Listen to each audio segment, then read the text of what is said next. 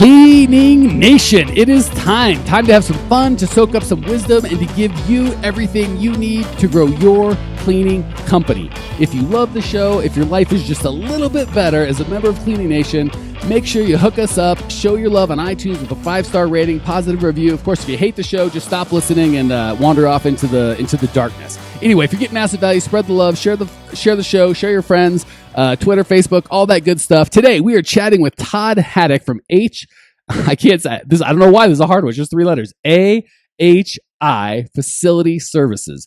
AHI serves, Oklahoma, Arkansas, Arizona, Utah, Boston, Texas. They are all over the place. Apparently, they've been in business since 1968. They do commercial cleaning services. If you want to reach out to Todd and his team, you can get a hold of them at www.ahifs. I'm assuming that's Facility Services. Todd, welcome to the show. Thank you very much. So glad to have you, my friend. Just in that intro, I've got a bunch of questions in terms of, did you start this thing in 1968 or did you take over sometime along the way? No, Billy Hawes started it in 1968, and then his daughter, Tracy Hawes, took it over in 91. Then I've been working for her since 2007. Okay, cool. So you're part of the team. Are you the general manager or what's your position? The president of AHI. Okay, cool. And you've been there since what year? 2007. Okay, cool. So you are not new to the cleaning game or this company. Were you in the cleaning business before, or was this a turn for you in 2007? No, it was a turn for me. I was in the battery business with Interstate Batteries for 23 years prior to this. And how did you get hooked up with the company you're with now, with AHI? It was through a consulting friend of ours, a mutual friend. Awesome. All right, cool. Well, before we jump into the good stuff, tell us a little bit about you, my friend. Are you married? You got kids? What do you do for fun? Let everyone know the inside scoop on Todd. Absolutely. Not married. Got 2 boys, though. One's at Oklahoma University, and one's a senior in high school here in Dallas, Texas. I'm a big avid hunter, fisherman, and just do a lot of boating. Beautiful. That's there's a lot worse way to spend time for sure. So where are you guys based out of? I mentioned a lot of states. Hopefully I didn't get any wrong or leave any out. Where are y'all based out of? We're based out of Dallas, Texas, and we focus Oklahoma, Arkansas, of course, Texas, and then we have some accounts California, Boston, Utah, Arizona. And when you got to the company, were you national like that, or is that a transition that happened since you got there? No, we've transitioned into other states and actually other lines. We do a lot of window washing. We also have a landscape division as well.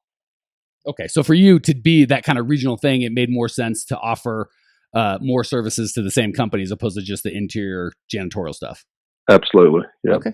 Cool. Everything in a building except HVAC and plumbing. Wow. Okay, so you guys we'll work on. So you'll do light paint, light bulb changing, all that good stuff.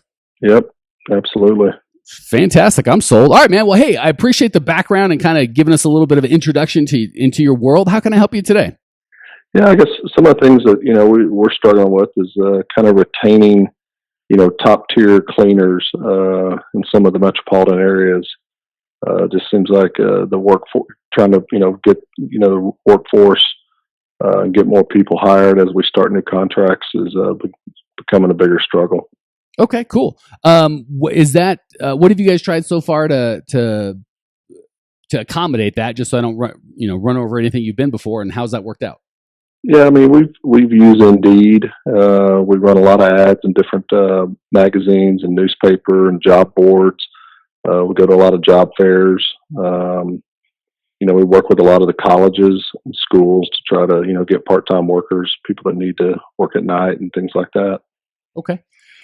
Cool. Well, a lot of those are the usual suspects. I like that you're working with colleges. I think that's pretty forward thinking. I don't know that a lot of folks do that. Let's talk about the where is, I get this a lot on the advertising side in terms of, should I be in Facebook ads? Should I be in direct mail? Should I be, fill in the blank with whatever, nonsense the new ad guy's selling. And I always thought that was a bad question or a limiting question that's going to get you the wrong answer. Same thing with, not that you asked this, but I'm just people aren't wondering, why doesn't he talk about if I should use Indeed or Craigslist or like kind of specific media? The reason is really it's a philosophy in terms of what is it we're offering and what messaging, what product can we offer our prospective customers or employees that is going to be compelling to the right person and repelling to the wrong person. And once we get that methodology and that verbiage and that message down, it makes it's a lot easier. You can put a crappy ad in Indeed and have bad luck, and a great ad in Craigslist and have better luck. And I'm not a fan of Craigslist. So that said, let's spend the bulk of our time kind of on what it is you're offering and how we can communicate that. Does that sound fair? Sure, absolutely. Cool. So the first and foremost thing, and I'm not implying that you make this message, but I know that there are people out there in Cleaning Nation that do, is they think it's all about the money. Well, that guy pays $10.50, I got to pay $11. They pay $11, I got to pay $12. Whatever the case may be, it's about money. And again, same thing happens on the customer side. They think it's price. The lowest price is going to get it. And I'm guessing, Todd, at the size of your company is, that you probably more than half of the contracts you have you are not the lowest bidder.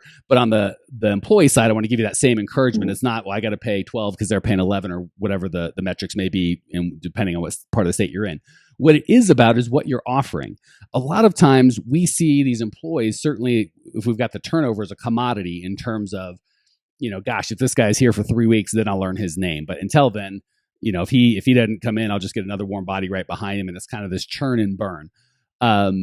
That's not great, but the unintended consequence of this, or the unseen reality that a lot of us don't get, is they see us as a commodity as well. They look at us as just another crappy $10 an hour job or just another part-time job. And the problem with that is when they, have too much to drink on a Sunday night and they're supposed to work Monday, or some of our people have too much to drink on a Monday afternoon and they're supposed to work Monday evening.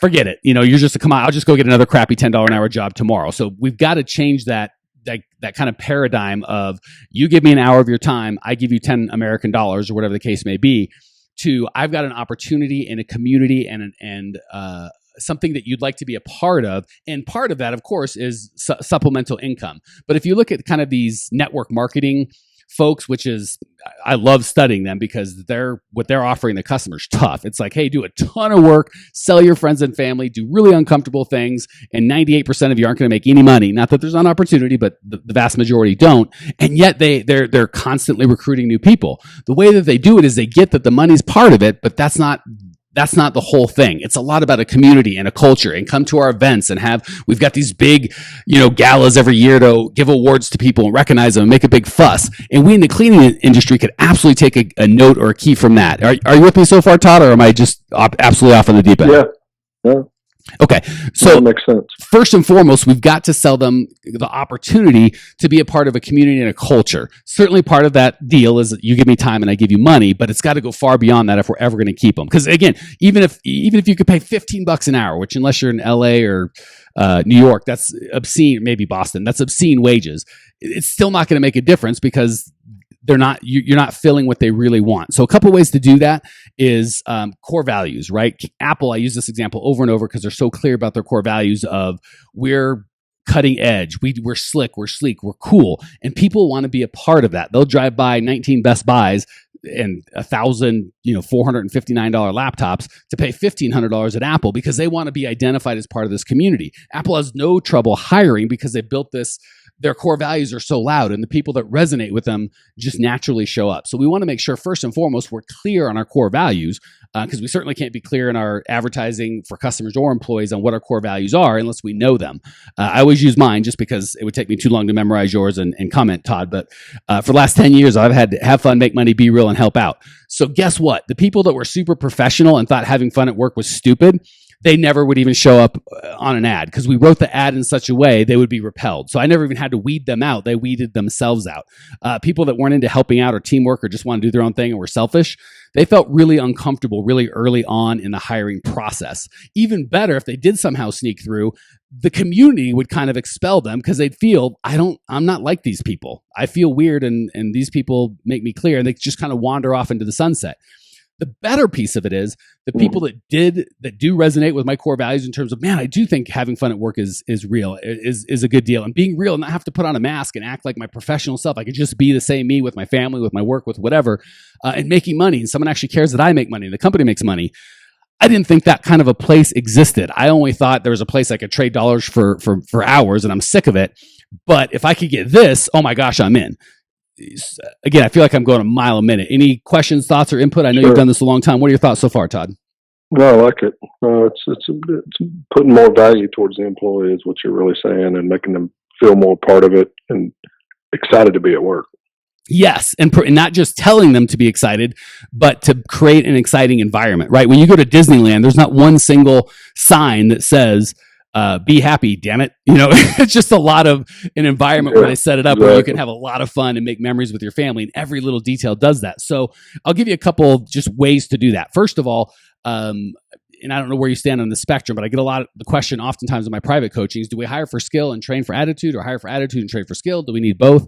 I'm a huge fan, certainly in the cleaning business, right? If I'm hiring a neurosurgeon, I absolutely want him to kind of have the same beliefs as I do in terms of what happens after I die and things like that. But I dang well want to make sure that he's a very, very good neurosurgeon, right? That's not something you just pick up in a weekend. We are not hiring neurosurgeons. We're hiring cleaners, right? So you can take any able-bodied human being that's never cleaned a blessed thing in their entire life, and 2-3 days later, depending on how intense you want to be, they can be fully functional cleaning. So I always talk about, people be like, must have cleaning experience. I couldn't care less. I'm okay with saying, hey, I need a work ethic. Hey, I need you to demonstrate that money's important enough for you that you're actually going to value this. I need you to demonstrate you're going to be a good part of the team. But I really would encourage you and Cleaning Nation to focus on the attitude and a core value match, and not really worry about skills. So that's the first and foremost thing. The last thing you want to do is find an amazing cleaner that works really hard, but they just don't believe what you believe. They think, I'll show up every day, I'll clean better than everybody else, your customers will love me, but I don't believe in teamwork. I don't believe in help out, right? I'm never going to help anyone out. I'm going to do exactly what I'm paid to do. That at some point is going to blow up in your face. I will take the other person that's never cleaned a day in my life, in his or her life. Maybe they're a little slower than some of the more experienced people, but by golly, are they an amazing community member, and everyone wants to be a part of them, and they absolutely demonstrate what we're trying to communicate. So long story short, try to write ads and create an interview process that only allows people that are core value match in. That is so much easier than trying to find someone that doesn't have the same core values and beat it into them and try and make them submissive to your core values. It will never work, and it'll always end in heartache. Any more thoughts? I've got one more thing, and then we'll hit the lightning round, unless you've got any feedback so far. No, that's good information. Okay. Last thing, for people who are going, great, that's all very philosophical, but let's talk tactical. How do I actually implement this into my business? First and foremost, rewrite your hiring ad. Everybody says the same stupid generic thing. Need valid driver's license, looking for opportunity, good pay, easy hours. We will train you, opportunity to advance. There's 1,000 ads on Indeed, and my apologies, Todd, if you're like, son of a gun, that's exactly my ad. There's 1,000 ads like that. It's very, very difficult. Say things like, tired of not feeling loved at work, want something different. If you are, have a valid driver's license, not afraid of hard work, want to help out, are honest as the day is long. We need to talk. Call right now, part-time opportunity, clear call to action. Something different that sets you apart, and immediately people go, I'm into this vibe, I need to be a part of this, or immediately go, pass, and pass. So that's the first thing. Rewrite your ad to be different and reflect you, not to be the same vanilla ad. Second thing is, in the interview process, have a clear process. And Todd's probably got this going on because they're large enough, but I'm a big fan of, first they get a 5-minute interview on the phone, which is kind of the basics. Can you pass a drug test? Are you illegal to work here? Do you have a driver's, just the basic thing that you can easily disqualify everybody. The people that make it through there, they go to a group interview. We can't get into the whys and hows about that in the time that we've got, but you hit them with a group interview. The people that get through that, they go through a one-on-one interview. The people that go through that, they go through their final interview, which is actually demonstrating cleaning, and then they get hired. You don't have to have that exact system, but you need a system in place. And at each step of the system, you should be looking for a core values match in every way that you possibly can. Last thing, because you talked about how to keep them, not how to get them. And it's so much easier to keep them if you get the right person. You get the wrong person, it's an uphill battle. So the last piece in terms of how to keep them, I'm assuming you now hired the right person that is a core value match and believes what you believe.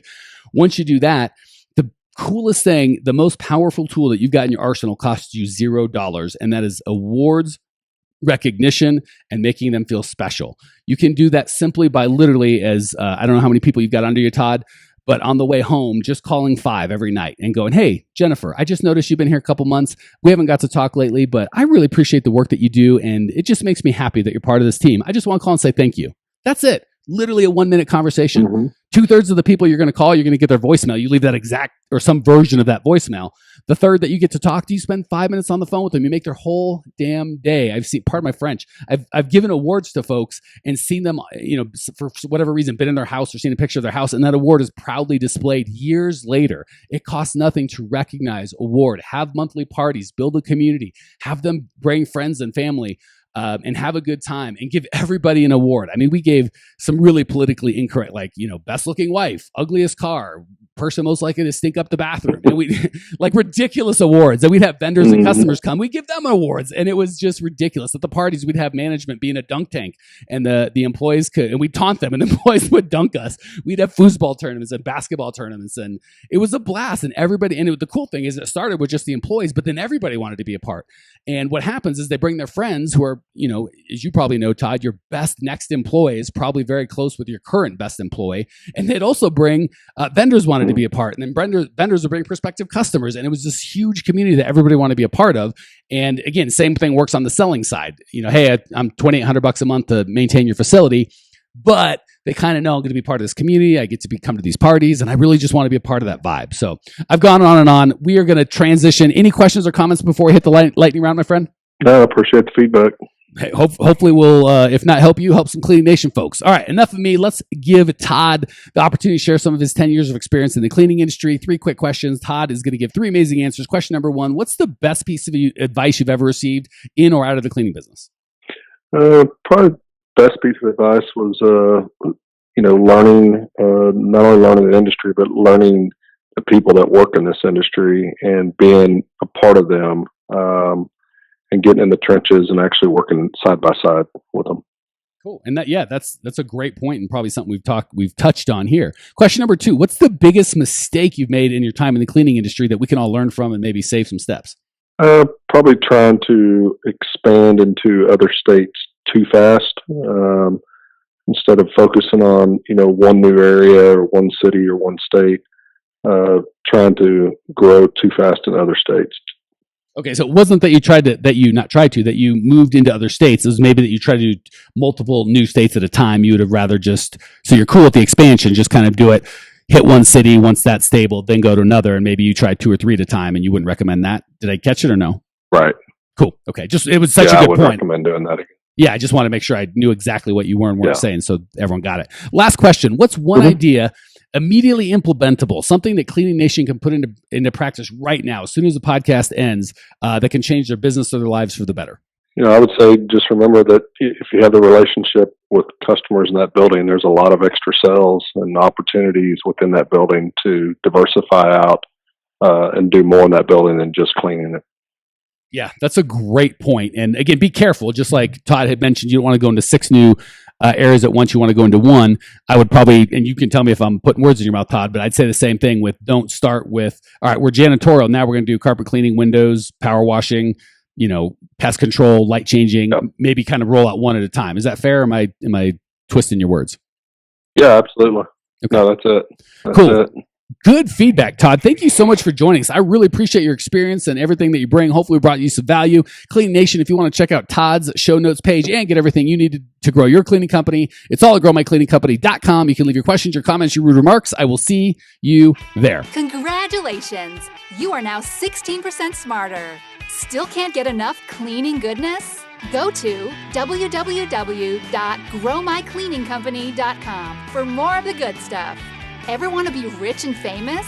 Owners of cleaning companies as well as industry experts can apply to be featured on the show by emailing our producer Natalie at support@growmycleaningcompany.com. Until then, don't miss out on all the latest cleaning industry lovin' at www.growmycleaningcompany.com. Check it out now.